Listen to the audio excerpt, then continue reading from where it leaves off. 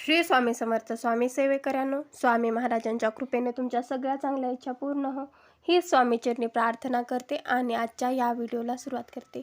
तर आजच्या व्हिडिओमध्ये आपण पशुपतिव्रताची संपूर्ण माहिती पाहणार आहोत।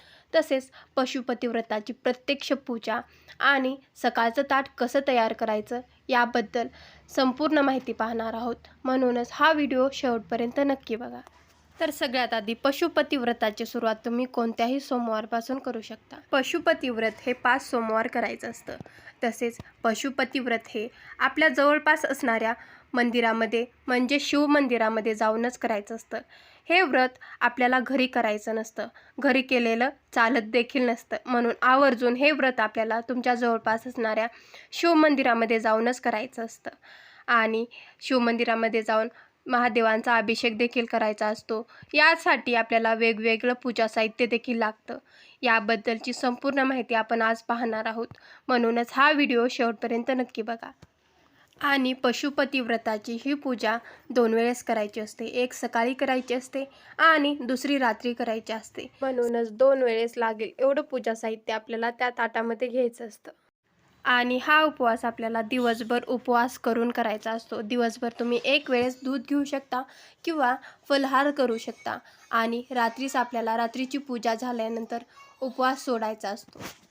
2 वेळेस भगवान शिवशंकरांच्या मंदिरामध्ये जायचं आहे आणि पूजा करायची आहे।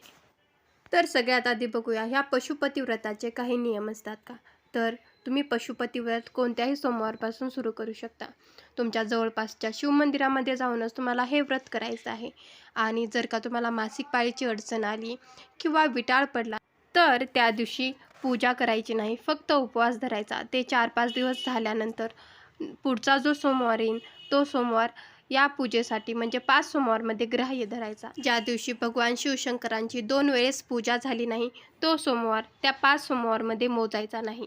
तसेच जर का तुम्हाला विटाळ किंवा सूतक पडलं ना तर फक्त तुम्हाला उपवास धरायचा आहे, भगवान शिवशंकरांची पूजा करायची नाही आणि ते सोमवार देखील त्या 5 सोमवारमध्ये ग्राह्य धरायचे नाहीत। नंतर तुमचं विटाळ फिटल्यानंतर जो पुढचा सोमवार येईल तो सोमवार धरायचा आहे। त्या दिवशी भगवान शिवशंकरांची 2 वेळेसची पूजा करायची आहे आणि तो सोमवार त्या 5 सोमवारमध्ये ग्राह्य धरायचा आहे, मोजायचा आहे। आणि तुम्ही जेव्हा भगवान शिवशंकरांचे हे 5 सोमवार संकल्पयुक्त धरतात तेव्हा 5 सोमवार होईपर्यंत तुम्हाला कडकडीत मांसाहार सुद्धा बंद करायचा आहे। आणि ज्या दिवशी सोमवार असेल त्या दिवशी ब्रह्मचर्याचं सुद्धा पालन करायचं आहे। एवढेच 2-3 साधे आणि सोपे नियम या पशुपतिव्रताचे आहेत।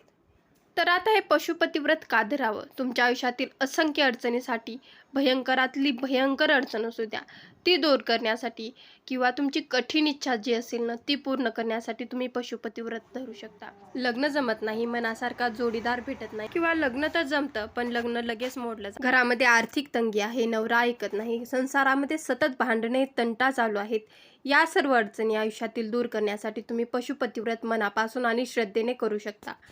तुमच्या आयुष्यामध्ये कोणतीही अडचण असू द्या, अशक्य कोटीच्या अडचणी दूर करण्यासाठी तुम्ही पशुपतिव्रत धरू शकता। कारण पशुपतिव्रत कठीणातली कठीण इच्छा पूर्ण करतो असा अनुभव देखील आहे।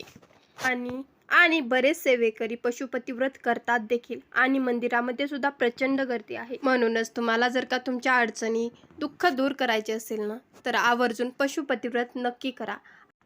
तर आता बघूया पशुपतिव्रत सकाळची पूजा कशी करावी आणि पूजा सामग्रीमध्ये कोणकोणत्या वस्तू असतात ते। तर सगळ्यात आधी आपल्याला एक पूजेचं ताट आणि एक तांब्या भरून पाणी घ्यायचं आहे। नंतर 2 आरत्या घ्यायच्या आहेत, केसर घ्यायचं आहे, चंदन घ्यायचं आहे, धूप घ्यायचं आहे, फुलं घ्यायची आहेत, पांढरे फुलं घ्यायचे आहेत, धोत्र्याच्या झाडाचं फूल घ्यायचं आहे, धोत्र्याच्या झाडाचं फळ देखील घ्यायचं आहे। नंतर पांढरी वस्त्रमाळ घ्यायची आहे, वस्त्रमाळीला हळदी कुंकू लावायचं नाही, इबिताचा खडा घ्यायचा आहे, साखर घ्यायची आहे, नैवेद्यासाठी एक फळ घ्यायचं आहे आणि पंचामृत घ्यायचं आहे। पंचामृतामध्ये दूध, दही, तूप, साखर, मध टाकायचं आहे। अशा प्रकारे पंचामृत घ्यायचं आहे। एक रिकामी वाटीसुद्धा घ्यायची आहे की जेणेकरून आपण शिवपिंडीवर जेव्हा जल अर्पण करू तेव्हा ते जल त्या वाटीमध्ये घेता येईल आणि ते जल आपल्याला आणि आपल्या घरच्यांना ग्रहण करता येईल। अशा प्रकारे आपल्याला पूजेचं सकाळचं ताट तयार करायचं आहे। आणि पूजेचं ताट तयार करण्यासाठी 2 वेळेस पुरतील एवढे पूजा साहित्य आपल्या ताटामध्ये घ्यायचं आहे। सकाळीच एकदाच ते ताट तयार करून ठेवायचं आहे आणि मंदिरातून आल्यानंतर ते ताट देवघरात ठेवायचं आहे व तेच ताट नंतर आपल्याला रात्रीच्या पूजेला घेऊन जायचं आहे। त्या ताटामध्ये आपल्याला पिठाचे बनवलेले 6 दिवे घ्यायचे आहेत। दिवे हे तुपाचेच घ्यायचे आहेत। आवर्जून दिवे हे या पूजेसाठी तुपाचेच घ्यायचे आहेत आणि घरी बनवलेला नैवेद्य म्हणजे शिरा घ्यायचा आहे। चला तर मग आता मंदिरात जाऊन पूजा कशी करायची ते बघूया। सर्वात आधी आपल्याला मंदिरात जाताना जो कासव असतो ना, त्या कासवाची पूजा करायची आहे। नंतर उंबऱ्याची पूजा करायची आहे व नंतरच मंदिरामध्ये प्रवेश करायचा आहे आणि नंतर भगवान शिवशंकरांच्या पिंडीला स्वच्छ करायचं आहे, साफ करायचं आहे। कुणी आधीची पूजा केली असेल ना तर ती पूजा काढून बाजूला ठेवायची आहे व नंतर पाण्याने सर्वप्रथम अभिषेक करायचा आहे। पाण्याने अभिषेक झाल्यानंतर पंचामृताने भगवान शिवशंकरांच्या पिंडीचा अभिषेक करायचा आहे। पंचामृताने व्यवस्थितपणे भगवान शिवशंकरांच्या पिंडीचा अभिषेक करायचा आहे। पंचामृताने अभिषेक घालताना संपूर्ण शिवपिंडीला पंचामृत लावायचं आहे।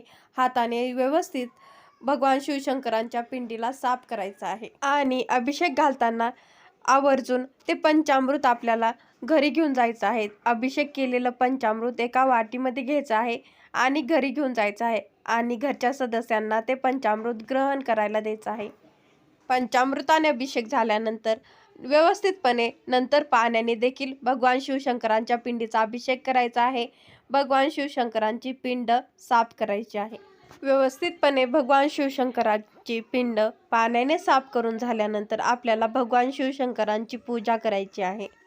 यानंतर एक बेलपत्र ठेवायचं आहे व भगवान शिवशंकरांना जल अर्पण करून जलाधारीमध्ये थोडंसं जल टाकायचं आहे व भगवान शिवशंकरांजवळ असणाऱ्या नंदींना सुद्धा जल अर्पण करायचं आहे। यानंतर भगवान शिवशंकरांच्या आवडतीचा इबीत पूर्ण शिवपिंडीला लावायचा आहे। नंतर तुम्ही जे पूजेच्या ताटामध्ये चंदन घेऊन गेलेला आहात ते चंदन लावायचं आहे। केसर घेऊन गेलेला आहात ते केसर लावायचं आहे आणि भगवान शिवशंकरांची पिंड छान प्रकारे सजवायची आहे। अशा प्रकारे आपण आपल्या ताटामध्ये घेऊन गेलेल्या सर्व वस्तू भगवान शिवशंकरांना अर्पण करायच्या आहेत। म्हणजेच प्रथम इबीत लावायचं आहे, नंतर चंदन, केसर लावायचं आहे। यानंतर तुम्ही जे तुमच्या ताटामध्ये घेऊन गेलेले पूजा साहित्य आहे ना ते सर्व एक एक करून भगवान शिवशंकरांना अर्पण करायचं आहे। सगळ्यात आधी आपण जे बेलपत्र घेऊन गेलेलो आहोत ना ते आपल्याला भगवान शिवशंकरांना अर्पण करायचं आहे। नंतर तुम्ही जे फुलं घेऊन गेलेला आहात ते फुलं भगवान शिवशंकरांच्या पिंडीला अर्पण करायचे आहेत। पूजा करताना, पूजा साहित्य अर्पण करताना आपल्याला एका गोष्टीची काळजी घ्यायची आहे की अर्धच पूजा साहित्य आपल्याला सकाळच्या पूजेसाठी वापरायचं आहे आणि रात्रीच्या पूजेसाठी अर्ध ठेवायचं आहे।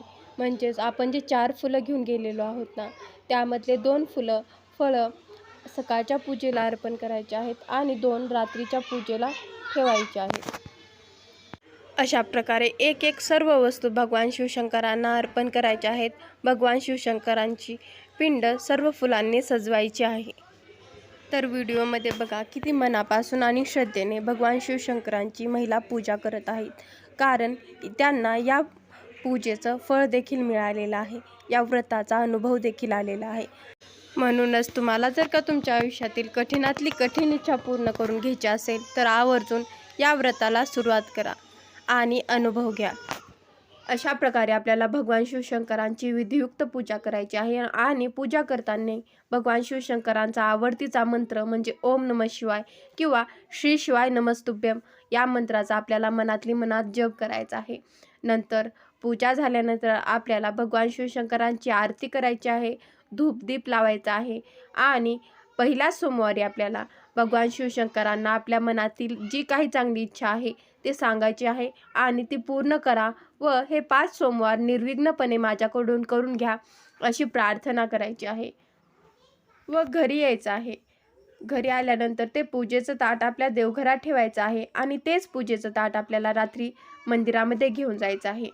त्या ताटामध्ये 1 रुपये, 2 रुपये किंवा 5 रुपये आपल्याला दक्षिणा ठेवायची आहे। घरी बनवलेला आपल्याला नैवेद्य या पूजेसाठी ठेवायचा आहे व घरी बनवलेले 6 दिवे पिठाचे त्या ताटामध्ये ठेवायचे आहे आणि ते ताट आपल्याला रात्रीच्या पूजेसाठी घेऊन जायचं। अशा पद्धतीने आपल्याला आपली इच्छा, कठीणातली कठीण इच्छा पूर्ण करण्यासाठी पशुपतीचे हे 5 सोमवार करायचे आहेत. आवर्जून तुमची कठीणातली कठीण इच्छा पूर्ण करण्यासाठी तुम्ही अशा प्रकारे पशुपतीनाथचे 5 सोमवार करून तर बघा. नक्कीच तुम्हाला या सोमवारचा अनुभव येईल. व्हिडिओमधील ही छोटीशी माहिती आवडल्यास व्हिडिओला लाईक करा, चॅनलला सबस्क्राईब करा. श्री स्वामी समर्थ. जय जय स्वामी समर्थ.